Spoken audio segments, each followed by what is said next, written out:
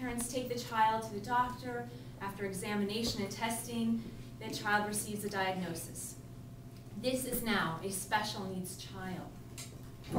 There is a way special needs child can learn like healthy children do with the Anat-Beniel method for children. This is a scientifically based method.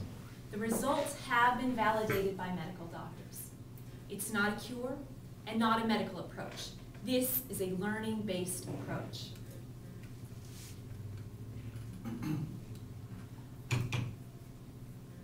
Some theory about learning based on brain research.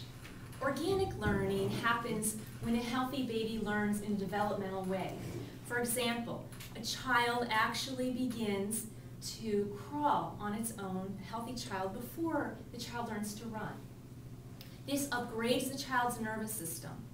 It's sequential in nature, rolling over, sitting up, crawling, walking, running, jumping, skipping. That process begins with something that babies do naturally, which is random movement.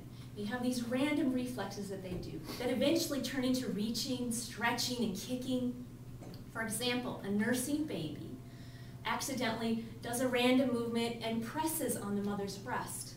More milk comes out. This happens a few more times accidentally. Pretty soon the child realizes that intentionally reaching the arm this way delivers this outcome, more milk. The child has now learned how to do this action to create this outcome. The first time a baby rolls over is actually a happy accident. The child doesn't say, okay, developmentally it's time for me to do my rolling over. No, the baby's lying on his back, and he or she has been doing enough little tiny movements so that he or she is beginning to be able to arch the back some.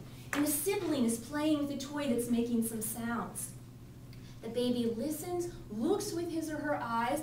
The head is a very heavy weight. The head rolls and moves, and the baby finds his or himself on their belly. This happens a few more times, this happy accident, until the baby realizes intentionally that by looking and doing this movement, the baby can roll on its belly. The baby has learned how to organize movement. And what has organized that movement is that baby's brain. Developmental challenges are a result of neurological interference. For example, in the case of cerebral palsy, the child will be born either spastic, which means too much muscle tone, or flaccid, which means almost no muscle tone.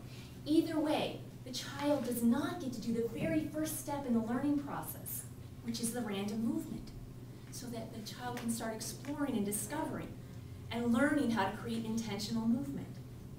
In brachial plexus injury, the shoulder is born, when the baby's born, the shoulder is hyperextended at birth.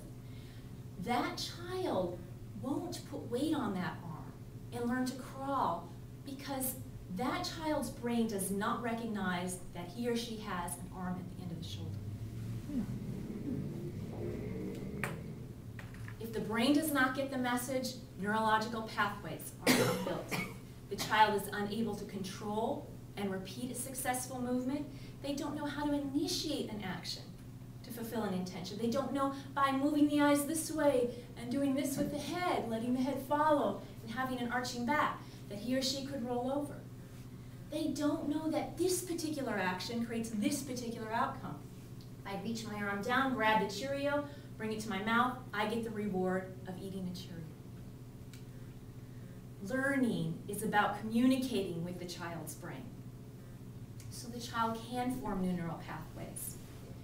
Knowing that this action, reaching this Cheerio and putting it to the mouth, creates this outcome, eating the Cheerio. That child can then move past his or her limitations and learn new skills. The Anat-Beniel method for children does this through doing very gentle movements the teacher does with the child, so that the child can feel and experience these nonverbal kinesthetic experiences. The child senses it. It's like learning to ride a bike. If you didn't know how to ride a bike and I said, okay, I'm going to teach you how to ride a bike. Here's a video of someone riding a bicycle. That's what it looks like. Now here's a bicycle, and I'm going to move the pedals and start. You hear that? That's the sound of a bike being ridden. Okay, your turn. Ride a bike. Would you know how to ride a bike? No. You have to get on the bike, to sit on it, put your arms on it, lean your weight, move your legs around the pedals, feel what that feels like. Pretty soon the training wheels come off. And then someone's running behind you and you're feeling what it's like to keep the bike upright and stable. The person lets go and you crash a few times.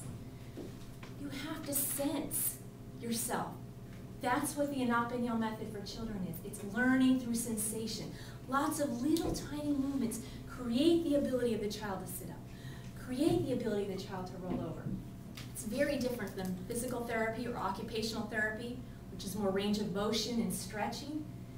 And in the Anapanyo method for children, there is no imposing, no making the child roll over. No, it's all the movements that create and coordinate together for the rolling over or the sitting up. A special needs child can be a learning child with the Anapanyo method for children. Madam Toastmaster.